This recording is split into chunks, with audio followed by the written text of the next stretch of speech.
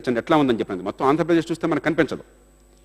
అధ్యక్ష, మనకి population density జనసాంద్రత చూస్తే తెలంగాణ చదరపు కిలోమీటర్కి 307 మంది ఉంటే కోస్తాంధ్రలో 368 మంది ఉన్నారు, రాయలసీమలో 225 మంది ఉన్నారు చదరపు కిలోమీటర్కి. వర్షపాతం తెలంగాణలో 904 మిల్లీమీటర్లు ఉంటే కోస్తాంధ్రలో 1078 మిల్లీమీటర్లు, రాయలసీమలో 714 మిల్లీమీటర్లు. మంచినీళ్ళు లేనటువంటి ఇంట్లో మంచినీళ్ళు లేని కుటుంబాలు 2011 సెన్సస్ ప్రకారం, దీనిలో ప్రతి ఒక్కటి అధికారికమైన లెక్కలు అధ్యక్ష. 2011 సెన్సస్ ప్రకారం మంచినీళ్లు ఇంట్లో మంచినీటి సదుపాయం లేనటువంటి ఇళ్లు లెక్కేస్తే 46% తెలంగాణలో ఇళ్లు లేవు, 61% కోస్తాంధ్రలో లేవు, 71% రాయలసీమలో లేవు. అధ్యక్ష, ఇంట్లో మరుగుదొడ్లు లేక బహిరంగ మలవిసర్జనకు వెళ్లాల్సిన కుటుంబాలను లెక్కేస్తే 48% తెలంగాణలో లేవు, 49% కోస్తాంధ్రలో లేవు, 61% రాయలసీమలో లేవు. అధ్యక్ష, తలసరి ఆదాయాన్ని లెక్కేస్తే 55,145 రూపాయలు తెలంగాణలో. కరెక్టే, హైదరాబాద్ ఉంది కాబట్టే అది చెప్తున్నాను కదా సోదరా. మళ్ళీ హైదరాబాద్ కావాలో ఉండాలో తెలుసుకోవాలి. అలా అది చెప్తున్నాగా మీకు, అది కలుస్తా ఆ మాట చెప్తున్నా కదా. ఇప్పుడు హైదరాబాద్తో కూడా తెలంగాణ అంటున్నాం కదా, మన వాస్తవాలను పరిశీలిద్దాం. అంకెల విషయంలో అసహనం అయితే ఎట్లాగా స్వామి? Facts are sacred, opinions are cheap. We must respect facts and address facts. That's the only way we can get a solution. దయచేసి వినండి స్వామి, వినండి. అరే పూర్తిగా వినండి. జనార్దన్ రెడ్డి గారు తొందరపడదు. 55,245 రూపాయలు తెలంగాణలో, హైదరాబాద్తో కూడిన తెలంగాణలో ఉంటే 54,130 రూపాయలు కోస్తాంధ్రలో ఉంటే 43,000 రూపాయలు రాయలసీమలో అధ్యక్ష తలసరి ఆదాయం. అధ్యక్ష, వ్యవసాయ ఉత్పాదకత అంటే పర్ హెక్టేర్ 2.5 ఎకరాలకి ఎంత ఉత్పాదకత వస్తుందో డబ్బుల రూపంలో లెక్కించారు అధ్యక్ష. డబ్బుల రూపంలో, ఊరికే ఉత్పత్తి కాదు కదా, ఏ రేటు ఏంటి లెక్కేస్తే తలసరి 20,200 రూపాయలు తెలంగాణ ప్రాంతానికి, 33,000 రూపాయలు కోస్తాంధ్రకి, 15,000 రూపాయలు రాయలసీమకి అధ్యక్ష. హెక్టేర్కి అధ్యక్ష. ఇది హెక్టేర్ ఉత్పత్తి, ఇది నెట్ కాదు, గ్రాస్ ఉత్పత్తి 2.5 ఎకరాలకి 20,200 రూపాయలు తెలంగాణకి, 33,000 రూపాయలు హెక్టేర్కి కోస్తాంధ్రకి, 15,300 రూపాయలు రాయలసీమకి అధ్యక్ష. అధ్యక్ష, ఇరిగేషన్ ఇంటెన్సిటీ అది లెక్కేస్తే 50% తెలంగాణకి, 60% కోస్తాంధ్రకి, 25% రాయలసీమకి అధ్యక్ష. అధ్యక్ష, మ్యానుఫ్యాక్చరింగ్ గ్రోత్ 2001 నుంచి 2006 దాకా 5 ఏళ్ల కాలంలో, ఆ తర్వాత అంకెలు మరి ఇంకా రాలేదు మనకి, 5 ఏళ్ల కాలంలో మ్యానుఫ్యాక్చర్ రంగంలో, ఈ ఉత్పత్తి రంగం, ఉపాధినిచ్చేది ఉత్పత్తి రంగం, మ్యానుఫ్యాక్చర్ రంగంలో ఎదుగుదల, వార్షిక ఎదుగుదల ఎట్లా ఉందని చూస్తే అధ్యక్ష, తెలంగాణలో 11%, కోస్తాంధ్రలో 8.5%, రాయలసీమలో -2%. అంటే ప్రతి ఏడాది 2% ఉత్పత్తి పడిపోతున్నది అధ్యక్ష రాయలసీమలో. అధ్యక్ష, గత 57 ఏళ్లలో 30 ఏళ్ల పాటు ముఖ్యమంత్రులను ఇచ్చింది రాయలసీమ. అదొక్కటే పాపం రాయలసీమకు సంతృప్తి. కానీ పేదరికం, వెనుకబాటుతనం బాగా ఎక్కువ ఉన్నది మన రాష్ట్రంలో రాయలసీమలో. అధ్యక్ష, ఇది ప్రకృతి శాపం మాత్రమే కాదు అధ్యక్ష, ఇది పాలకుల పాపం. అధ్యక్ష, ఇంతకంటే తక్కువ వనరులు ఉన్నా కూడా, ఇంతకంటే తక్కువ వర్షపాతం ఉన్నా కూడా అద్భుతమైనటువంటి దేశాలు ఉన్నాయి, రాష్ట్రాలు ఉన్నాయి. అధ్యక్ష, ఇజ్రాయెల్లో వర్షపాతం లేదు కానీ ఎదిగింది, ఎందుకంటే ముందు చూపున్న పాలన వల్ల. అధ్యక్ష, మన రాష్ట్రంలో గుజరాత్కి రాయలసీమ కంటే ఎక్కువ వర్షపాతం ఏం లేదు కానీ చాలా వేగంగా ఎదుగుతోంది అధ్యక్ష ఆర్థికంగా. ఇది కేవలం ప్రకృతి పాపం మాత్రమే కాదు, ప్రకృతి శాపం మాత్రమే కాదు, పాలకుల పాపం అధ్యక్ష. అధ్యక్ష, దీనికి పరిష్కారం ఏంటి? పరిష్కారం కావాలంటే అధ్యక్ష, దేశంలో ఇతర ప్రాంతాల్లో ఏం జరుగుతుందో ఒక్కసారి చూద్దాం. ఎందుకంటే మన సమస్యను మనం కేవలం మనకు మాత్రమే పరిమితం చేసి కోపస్థ మండూకాల్లా ఉంటే పరిష్కారం దొరకదు మన రాష్ట్రంలో ప్రజలకి, అన్ని ప్రాంతాలకి. అధ్యక్ష, దేశంలో 11 ప్రత్యేక ప్రతిపత్తి గల రాష్ట్రాలు ఉన్నాయి. ఈశాన్య భారతంలో 7 ఉన్నాయి,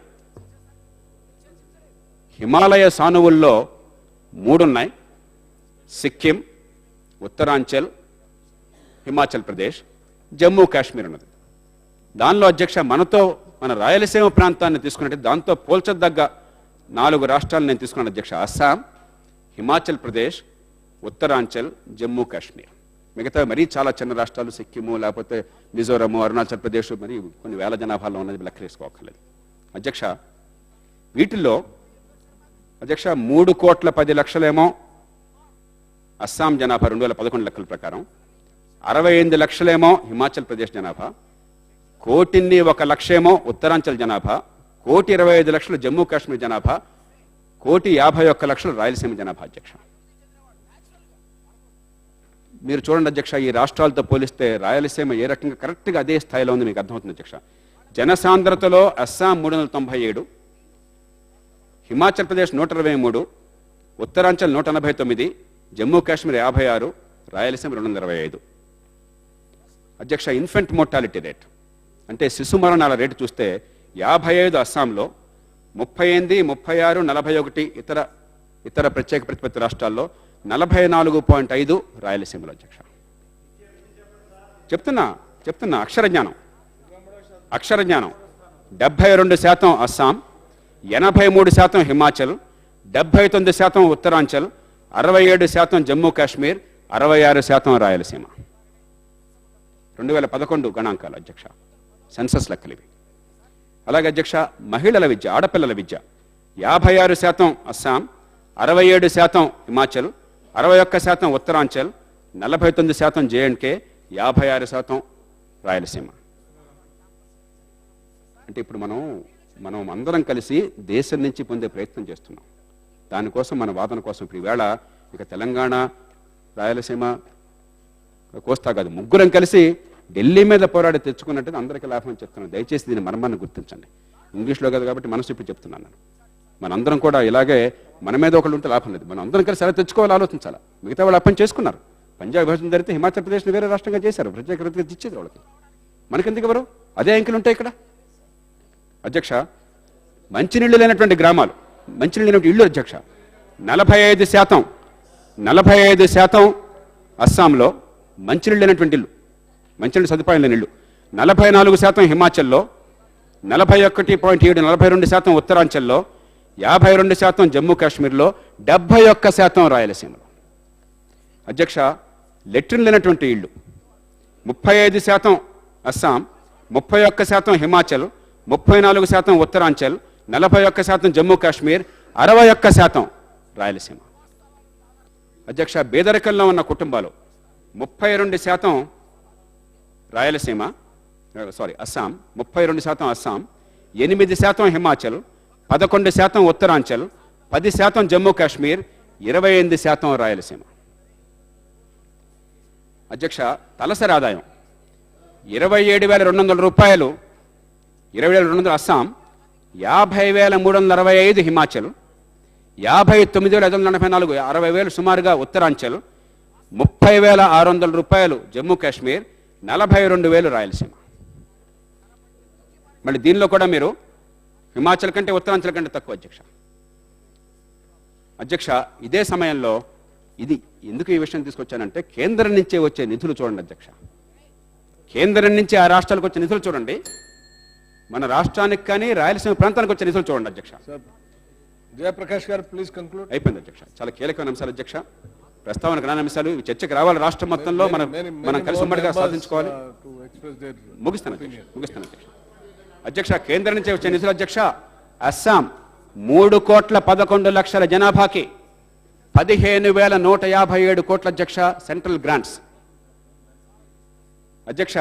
హిమాచల్ ప్రదేశ్ 68 లక్షల జనాభాకి 6,910 కోట్ల అధ్యక్ష సెంట్రల్ గ్రాంట్స్. ఉత్తరాంచల్ 1,01,00,000 జనాభా. ఇంతకంటే ముఖ్యమైనది ఉందండి రాష్ట్ర విభజనలో. ఏం మాట్లాడుతాను మీరు? ఏమంత ఆవేశం కాదండి. ఇది ఆంధ్రప్రదేశ్ శాసనసభ. నేను తెలంగాణ గురించి మాట్లాడతాను, రాయలసీమ గురించి మాట్లాడతాను, కోస్తాంధ్ర గురించి మాట్లాడతాను, భారతదేశం గురించి మాట్లాడతాను. అది నా హక్కు, నా బాధ్యత. దయచేసి కూర్చోండి. జనార్దన్ రెడ్డి గారు కూర్చోండి ప్లీజ్. జనార్దన్ రెడ్డి గారు కూర్చోండి please.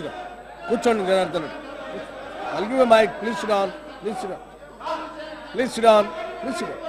I'll give you a mic and please sit down. Let him conclude. Let him conclude. He is concluding. He is concluding.